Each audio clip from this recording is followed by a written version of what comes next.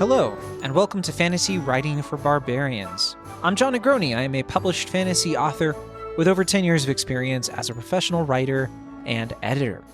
I'm so sorry that I have not been around for the last week or so. I've actually been off covering the Sundance Film Festival over in Park City, Utah. I know I've mentioned it a few times on the show, but I do also happen to be a film critic, not just a book writer, editor person. So I've been writing reviews for films semi-professionally since about 2014. It's one of those things that I have really loved doing for the longest time, and it was really my entryway into being more of a writer of books. It was the thing I was doing before all of that. I think as far back as, I think my first review ever was 2011 for my own little measly blog back in the day. Those were the times. But anyway, I'm over here at Sundance, and just to give you some perspective on how busy I have been, I've watched 24 films over the last 5 or 6 days. I forget where I'm at this point. And of all of those films, I have written a review for 23 of them. I have one more to do before I hit my next screening. So as you can probably tell, I am very, very tired. I have been writing a lot lately. And at the same time, I do miss podcasting, of course, not just Fantasy Writing for Barbarians, but also my other podcasts as well, such as Cinemaholics, Mad Men, and Rookie Pirate Radio.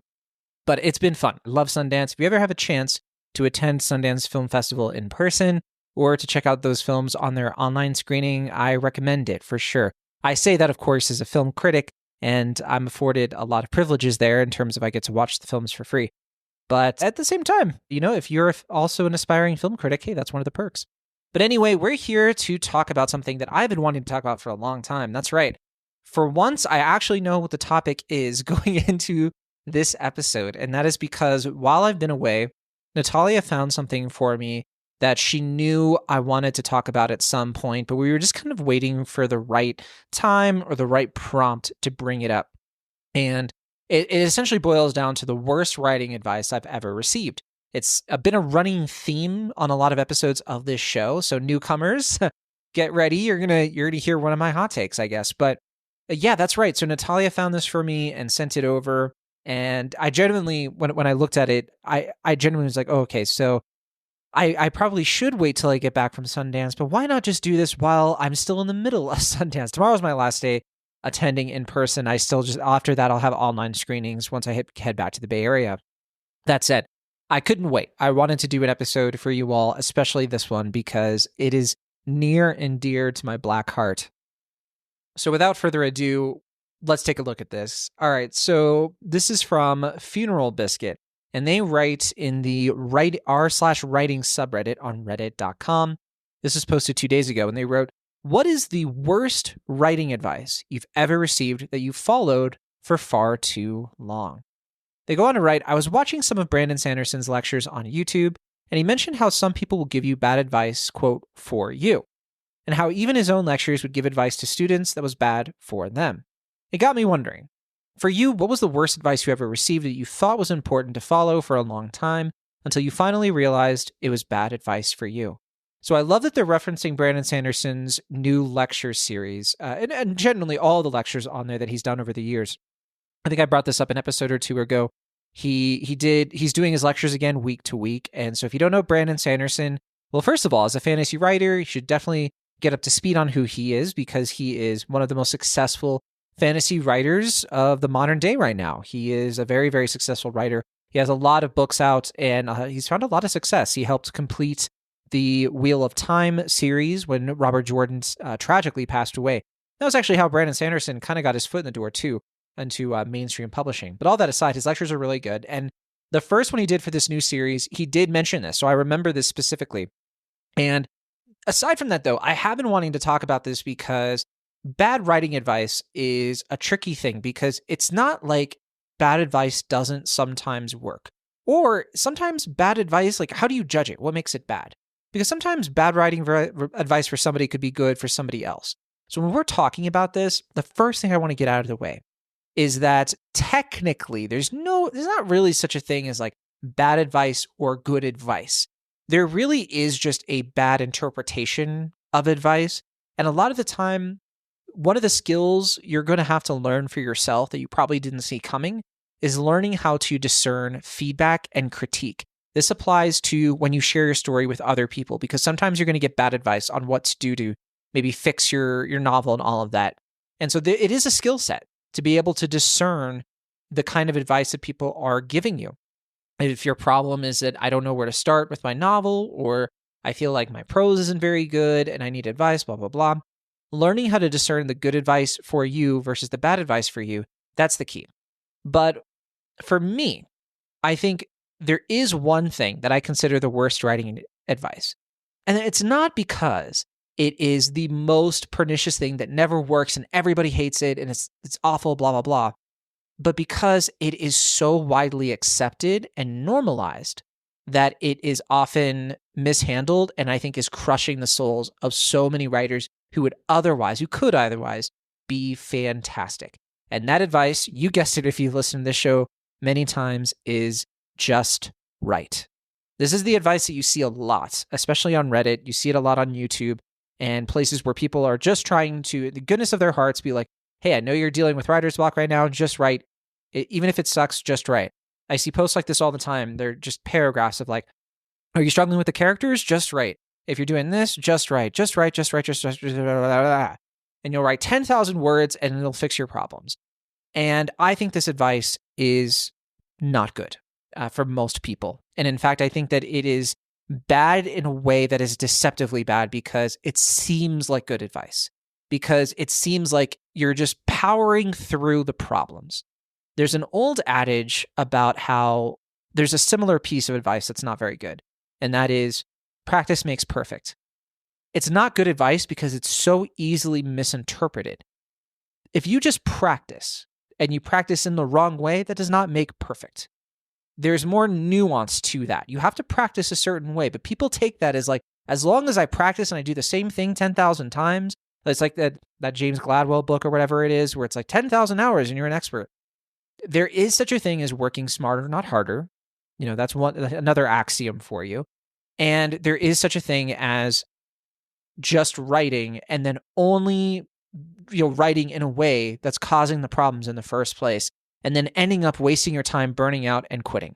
And that is what happens to so many writers. And the reason that people keep giving this advice mainly is because of survivorship bias. This is another thing that Brandon Sanderson talked about, I think even in context of advice, which is survivorship bias essentially is like, for the people who are successful and they give the advice that worked for them, the assumption is that it's going to work for you because it seemingly worked for them. There are so many variables at play, though.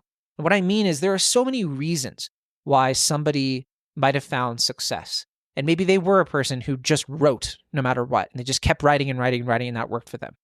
And it is possible. But that doesn't mean it's going to work for you. It doesn't mean that the same things that maybe worked for them luck-wise, maybe they lucked out on a few things that you won't, that kind of thing can happen as well. So I just want people to be very careful with this advice. And I do want to go into a little bit more detail. I think the best metaphor that I think I can, or not metaphor, but analogy that I think I've come up with for this. I've talked about it with producer Bridget Surdock before too.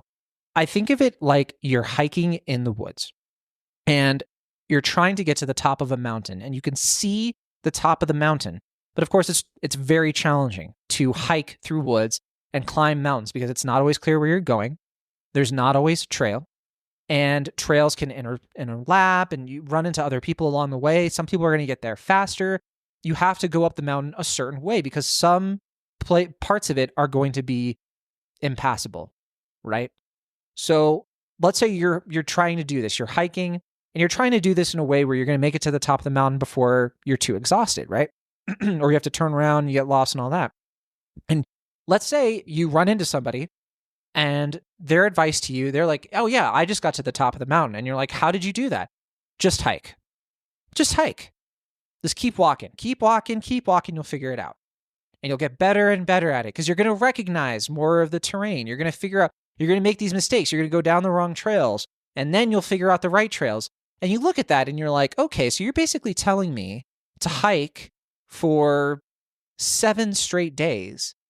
And I might not even get close. I might not even get to the actual mountain. but all that knowledge I gained will be worth it. And that's essentially what they're telling you to do. Just hike doesn't work for the same reason that just write doesn't work. You need a compass. You need a map. You need things that help you just hike in a way that is purposeful and meaningful so you're going to reach your destination. And when people tell you this, what they're doing is they're trying to say that don't come to me or don't go to other people for directions. Just try to figure it out on your own. And look, that works for some people. Some people can just read the terrain or better with geography, I guess. I consider myself pretty decent with geography.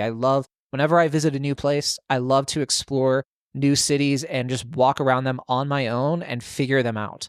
It's very fun. And I have somewhat of a knack for that. Other people don't. Other people, you'll walk down the street and they'll be like, where are we? Right? And that's not bad. Everybody has their strengths. Everybody has their weaknesses and whatever. But the problem with just right is it typically comes from people who have maybe had some success doing that and think it's going to translate to other folks. And then those folks just get lost. And what happens is like, well, so many people say just right works. That's what I did. So that means because it didn't work for me, something is wrong with me. And that is the worst outcome. That's what makes it the worst writing advice because it's so pernicious. And it's so regrettable that it happens. And look, part of this prompt was like bad advice that you followed for too long. I certainly did. I had a just right mentality for a long time. I followed it for a long time. And to me, it was this bumper sticker of a maxim that I just kept coming across. And I held it as a kernel of truth. Of course, this has to be true because so many people believe it. But and look, the problem isn't the advice itself. Like I was saying before, just like with practice makes perfect. It's not that it doesn't, but it's how this advice gets internalized by the other person. Just right does not leave room for thought, strategy, or the emotional complexities of what you are trying to create and how you're going to create it. To a lot of people who say it, it's a mantra. It's one of those productivity posters that you see on an office wall that people look at and they assume is wise. But it's not wisdom. It's like a lot of other mantras. It can lead you straight to burnout. And let's unpack why, because I really want to make sure I make this clear for the folks who are skeptical. So at its best, just right as advice encourages you to overcome fear. That's a good thing, right? It's like, hey, don't be afraid of this. Don't procrastinate. Don't worry about perfectionism. I like that aspect of this advice. That is a good part of this advice. But at its worst, this advice becomes an uncritical command to grind words out of yourself, no matter your state of mind, your readiness, your creative wellspring, or your planning. Writing, like anything else, anything that's creative, any other creative endeavor, it thrives on multiple things. It thrives on rhythm. It thrives on your own personal reflection, your cycles of rest, and how you renew yourself. When you just write without giving yourself space to think and dream and replenish, you are working against the natural ebb and flow of your own creativity. And what happens then is you just start filling up pages with hollow, soulless words. You're mistaking quantity for quality, volume for progress. Because you can write 10, 20,000 words, but are you really making progress? That's the question you have to ask yourself. And then what typically happens, like I was saying before, is at the end of this, you just end up berating yourself, giving your own self a hard time. The process starts to feel joyless. You know how I know just right doesn't work? Because every time I just write, it saps the fun out of all of it. The most fun I have is when I don't listen to that advice at all. And I do the things, I get the compass out, I get the map out, I look at the trails on the map, and my mind floods with ideas and opportunities, and I gear myself into writing. That's when the joy comes. So for me, the dark side of just right, it really emerged in my early writing life, like I was saying. There was this expectation where I had to churn out words every single day without fail. And I'd sit at my desk or on my couch or whatever it was, and I'd fill my word count quotas. I'd do it. But then the work, it was brittle. A lot of the stuff I was writing was uninspired because I wasn't writing for anything except for a deadline. There's no direction to it. There's no intention or community. I was only writing because I had to. And over time, this homework approach, it just took the joy away. It eroded the joy. I felt it before. When I was first trying this thing out with storytelling, I felt so much just spark. I felt so creative and like I was really just doing something with my writing that other people could be affected by. That went away. It started feeling like an obligation, like I was in some kind of factory. And that's not what art is supposed to be. What I came to realize, and this is exactly where Sanderson's advice about bad for you truly comes in, is that the advice of just right ignores individuality.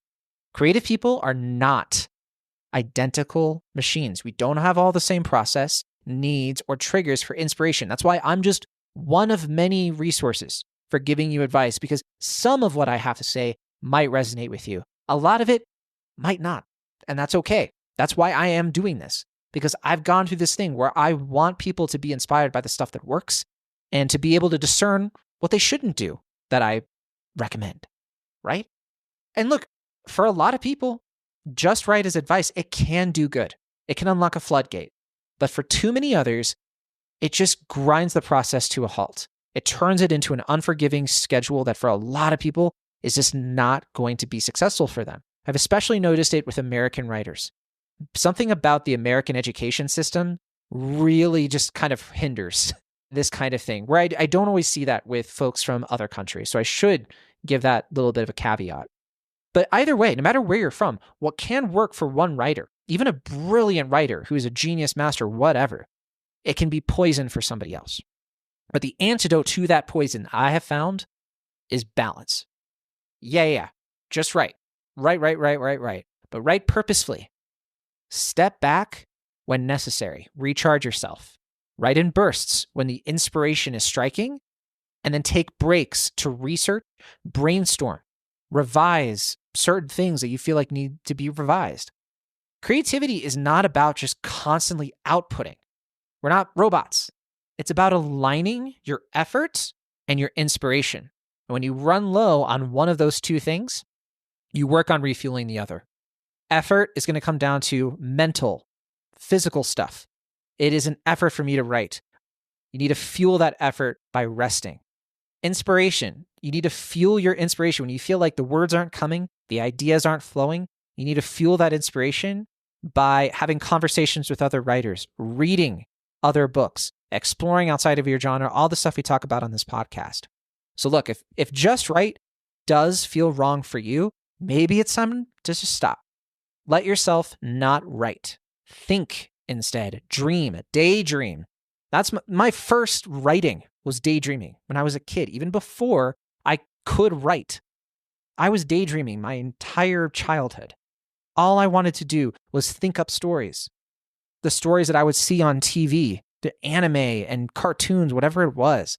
I think like the first thing that I ever started to daydream about that was live action was Hercules and Xena Warrior Princess.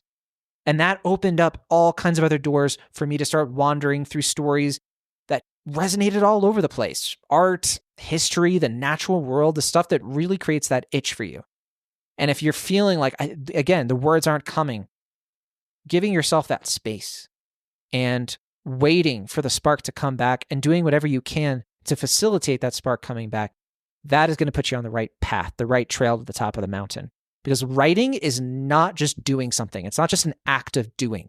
It's an act of being. I know that sounds like another mantra poster thing, but it's true. Writing's not just about what you do. It's about how you be, how you are.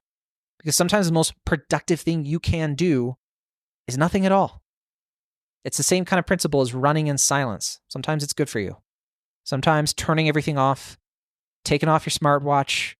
Yeah, for me, it's taking off my hearing aids and just letting the world be quiet. That's when the ideas tend to come. That's why I talk about it all the time when I'm driving or when I'm showering. That's when most of my ideas come. That's when I build out scenes. That's when I do, because there's no distractions. I don't have a computer staring at my face telling me to do something. When I think about this stuff while I'm folding laundry, well, there's no pressure. There's no obligation. There's just ideas and the act of being able to sit with a story that's in my head. So just right. That is the worst advice I've ever received. Sticking to it. Please think critically about this advice if you ever feel tempted to follow it. I wonder what these comments are going to say. So I have not looked at the comments yet. I did look at this prompt ahead of time, And I did think about it a lot because it's something I'm always thinking about, to be honest. But I do want to see what the commenters had to say here. So this is from Millie Birdie. Millie Birdie said, there's a lot of advice around creating a dedicated special place and time to write or creating some kind of ritual around it to get started. I was doing that as a teenager, and it just resulted in me not writing at all because I couldn't write outside of the perfect circumstances.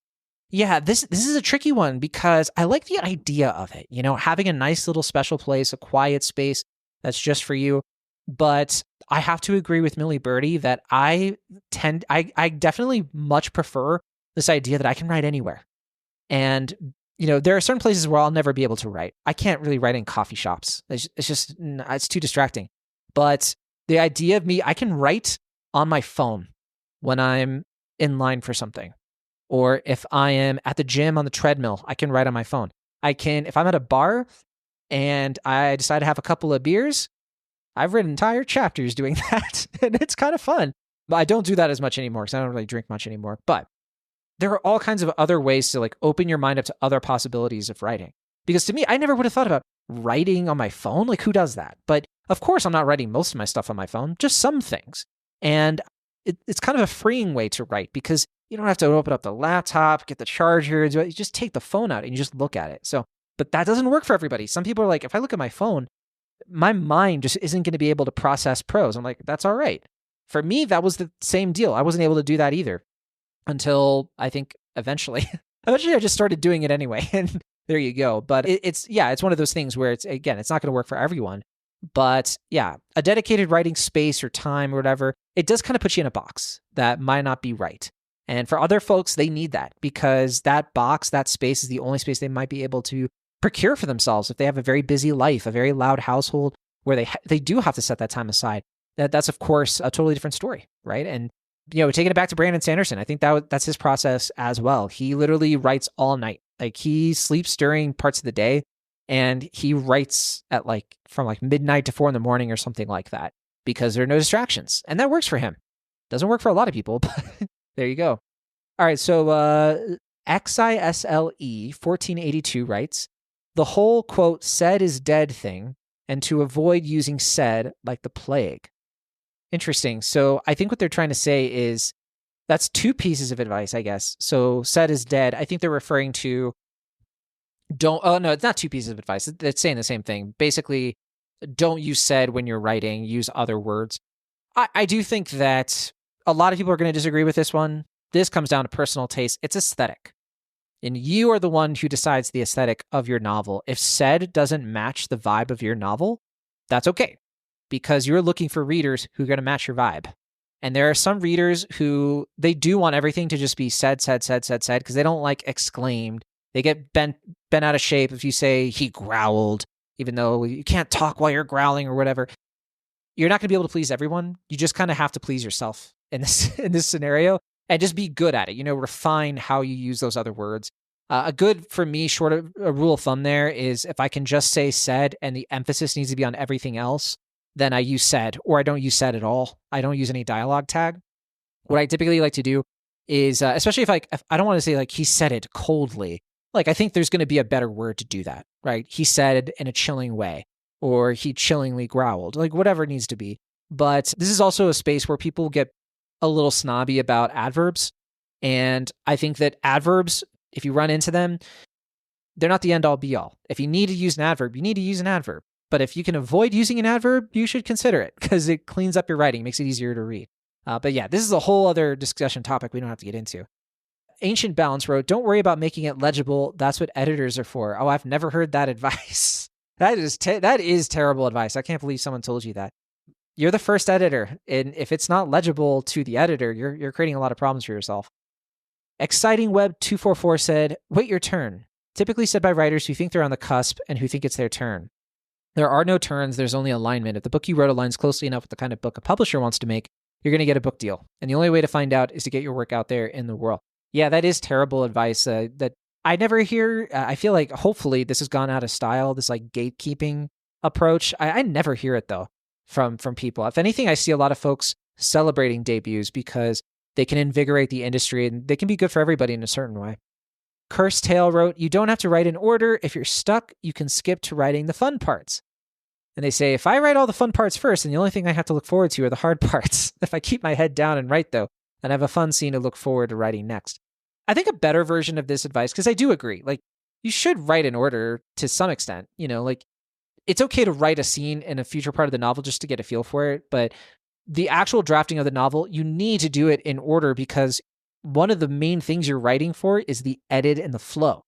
And you have to get that stuff figured out. And also, a lot of that stuff happens in between, can be really important. And if it's not that important, it's so easy to skip, then why is it there? Right? And so you don't want the only fun parts of the novel to be a few things. You want the whole thing to be a page turner. Every single page needs to have a reason for the reader to keep going. And if you lose out on that, you lose credibility. If you have like 3 consecutive pages where the reader's not feeling like it's a page turner, yeah, that's a huge issue. And you don't have to stack all of that. It's going to be too confusing. So that is weird advice. All of this stuff, I'm just seeing so many things here. There's a pretty long one here from Gary James Official. I'll just kind of skim this a little bit. They said they're going to start with a painful one. Every page of a manuscript ought to have dialogue? That's ridiculous. I can't believe somebody would say that. No way. I have another one. Then there's the rule about starting a sentence with and being verboten.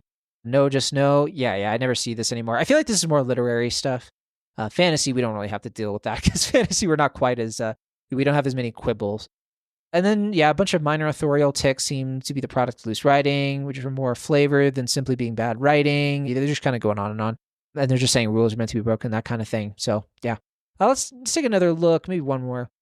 Cuddy Stark John said, worst advice I ever followed was, no man but a blockhead ever wrote except for money, from Samuel Johnson. It took me far too long to get my first payment for something I'd written because of that. Oh, man. Yeah, that's the thing, is there is such a, I think, like, reality to this that people have to accept, which is that even the professionals typically don't make enough money to survive with just that as their income. That's just kind of the nature of the industry. The vast majority of writers, unless you are, one of the, like, select dozens, out of the entire world, your living is going to come from probably a full-time job, and writing is going to be your side thing. And you can find ways to balance it however works for yourself. And what happens is a lot of folks, they will maybe do a lot of gigs to fuel their writing, or for their writing, they pay for it, their cost of living in other ways. If they get successful but not that successful, they can basically get paid to do speaking events, or try to be influencers, whatever it is. People find ways to make it work. But if you're only doing this for the money, I am so sorry. That is not a good idea. Oh, I was going to stop, but I do see one of the next comments from Probable Potato. Write every day. So there you go. I mean, it's not exactly the writing advice I said, but yes, write every day. That is something that I just see. It's an offshoot of just write. And that's the thing. I even see the original poster Funeral Brisket wrote, I write most days, and I generally find this advice helpful, but not in the way people often say it. I think writing every day is a good idea for your journal, your diary, writing letters or something, but writing novels and short stories every day, I think, is a bit excessive for most people. Yeah, and that's the thing. You work on your novel every day. But of course, take breaks. I think that you should always take days off. But working on your novel can be so much more than just writing, or specifically writing prose. Working on your novel can include all kinds of things. Going back and editing a chapter. Today, I'm just going to edit a chapter. Or today, I'm going to read 10 chapters of a history textbook that's going to fuel my inspiration for this book. Or I'm going to maybe do some Googling, and I'm going to look up a bunch of things that are, related to this. Or I'm going to read a romance novel because I want my romance scenes to have a little bit more sizzle. Working on your novel entails so many things, and it makes the act of writing more fun, and it makes it more productive. All right, but that's it. That's all I've got for this one. I'm going to turn it over to our fact checker, Bridget Surdock, of course, to see if they have any, if they want me to just stop talking, because they're going to take a look at the fact checking, make sure I didn't say anything incorrect, and of course, add any clarifications or insights on their end. So don't go away. Going to be right back. And we're back. All right. So happy to be back. And I actually am recording this a little bit after I did the first part because Sundance finished up for me and I headed on home. But I am back. And I do have some notes from producer Bridget after listening to our little episode here. So here's what Bridget had to say to everything I had to say. So Bridget writes, 24 films over 5 days and you still recorded an episode. Lots of exclamation points and question marks. Also all caps. Absolute mad lad. Yeah, actually at this point, it finished up at around 27 films. And I have reviews for all of those, but I still actually have some more Sundance films to watch online. So I'm looking forward to that for sure. And yes, it is a very mind-cooking sort of experience, I'll tell you that much. Okay, so then Bridget writes, the whole finding out what advice works for you is key, not just in regards to writing, but everything. Advice anyone gives will always be inherently biased and circumstantial. It's based on what that person has experienced and is knowledgeable on. And everyone's lived experience, everyone's lived experience is so vastly different that a good chunk of the advice you receive is not going to be applicable to what you're trying to do. Which is not to say don't take the advice, but more be critical of the advice you receive. Yeah, and like I was saying too, it's about being discerning.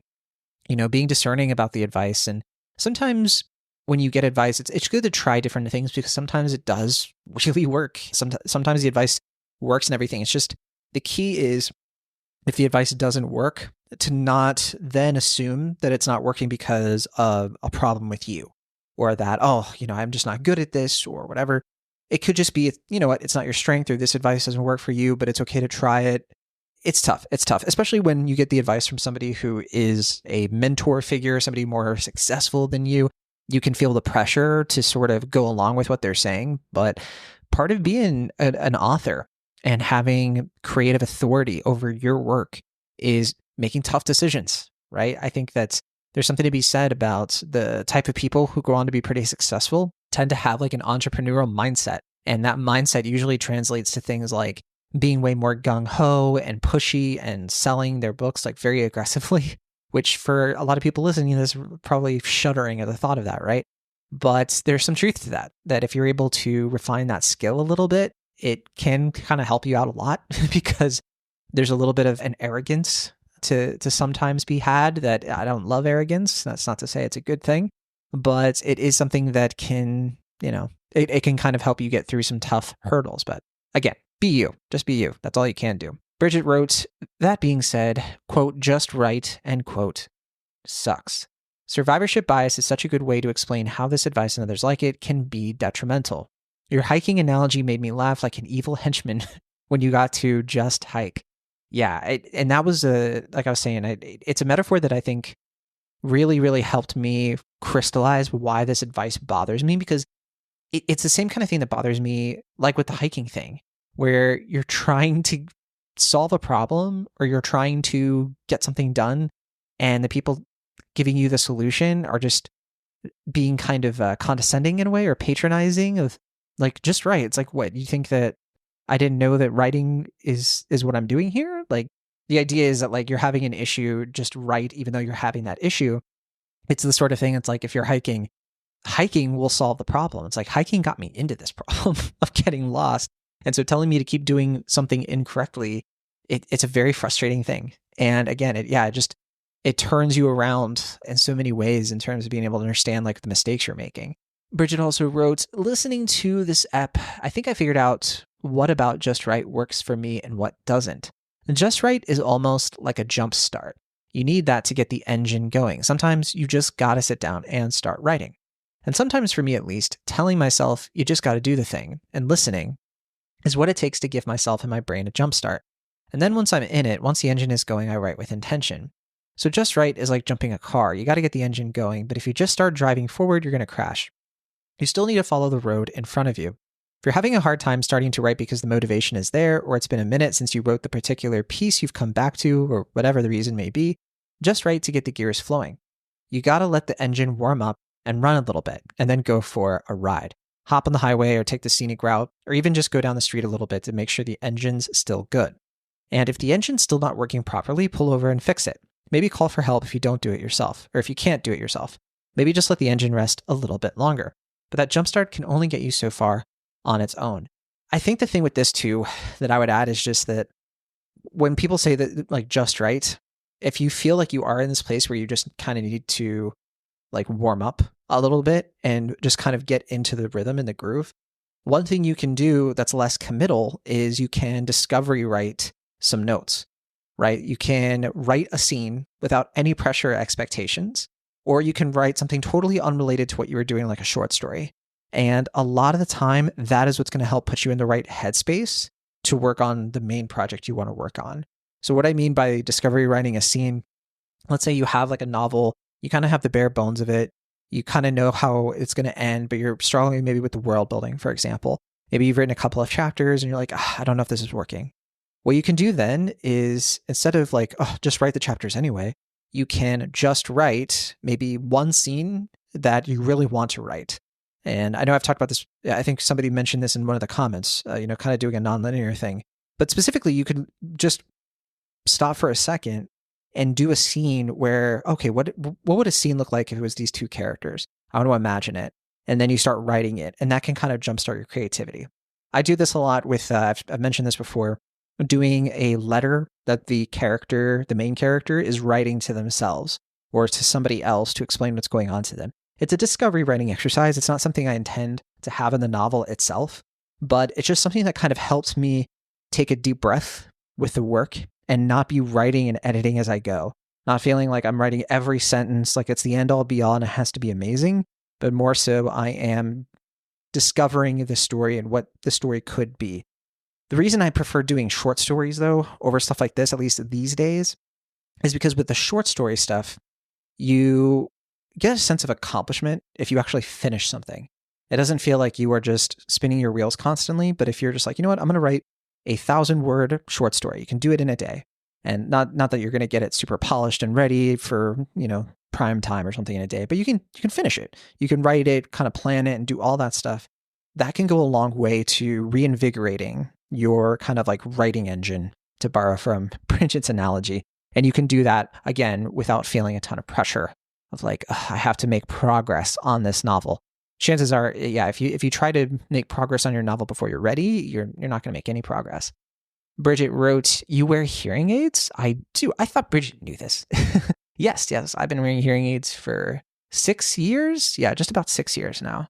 And I started going deaf when I was in my mid-20s, something like that.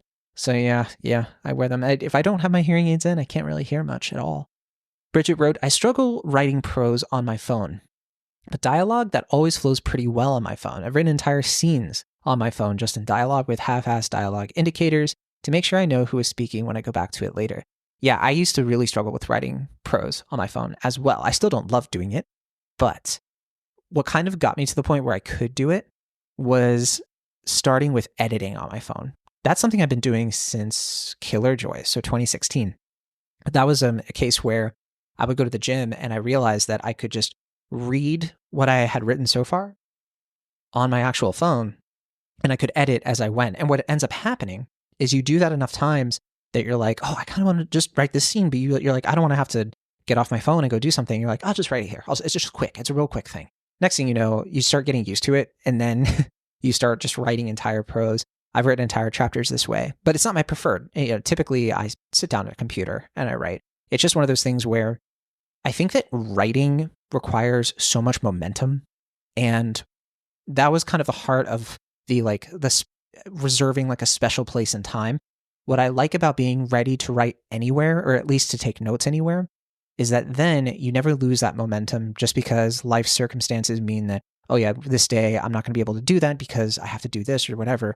But being able to find any time in the day that suddenly becomes available without you planning for it, and having the technology that we have, you can keep that momentum going, because nothing disrupts my writing flow more than when I'm trying to write a book or a few chapters, and then because of life getting in the way, I go a few days without writing anything or planning anything, doing anything with it, right? Even researching something, whatever. And then it feels like to get back into that mode, again, with like the engine, it's like the engine's been off for so long, like having to jumpstart it takes so much effort. And that's what prevents you from being able to finish something, because you're taking too many like long breaks, if that makes sense. So Bridget wrote, "The advice, don't make it legible, is terrible." What? Who even said that? Yeah, I don't even remember. Because I remember reading through that and being like, what the heck is that? Yeah, that did not make sense to me. Then Bridget wrote, "The not starting a sentence with and is reminding me of a Tumblr post that I'm going to try and find real quick. Stand by." And they found it.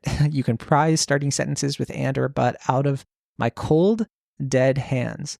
And then somebody responded, "OP, how does it feel to be the most correct person on earth?" Yeah. This is one of those things. I think this is more of a literary thing.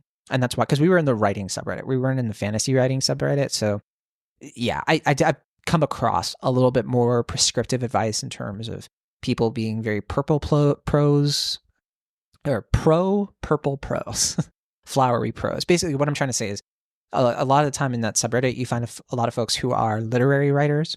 And so the main priority for them a lot of the time is to write beautiful, atmospheric, moody writing that is going to be far more challenging to not just write, but to read. And that's kind of the point, right? It's the kind of the difference between watching some kind of like art house awards critic darling indie movie versus Avengers Endgame, right? So it's that kind of thing. I don't want to call it snobby or anything. It's just a group of folks who are trying to really push the limits of creativity and polish. And it's just a different expectation than what a lot of us in fantasy tend to be about. A lot of, for us, is being able to tell really important stories and metaphors and allegory through wish fulfillment world building. But the first part of that is the most important. So anyway, that should do it. We finally did a whole episode on the worst writing advice that I can think of, at least, and that is just right. But there's plenty of other bad advice. We'll probably get to those on future episodes as well. I don't want to make it sound like we never will. But with that, let's say goodbye for now. Thanks so much for listening. We're going to be back with a bunch more stuff. I have some fun episode ideas that I've been going over with producer Natalia that should be lots of fun. But until then, be sure to keep on writing if that's what you feel like doing.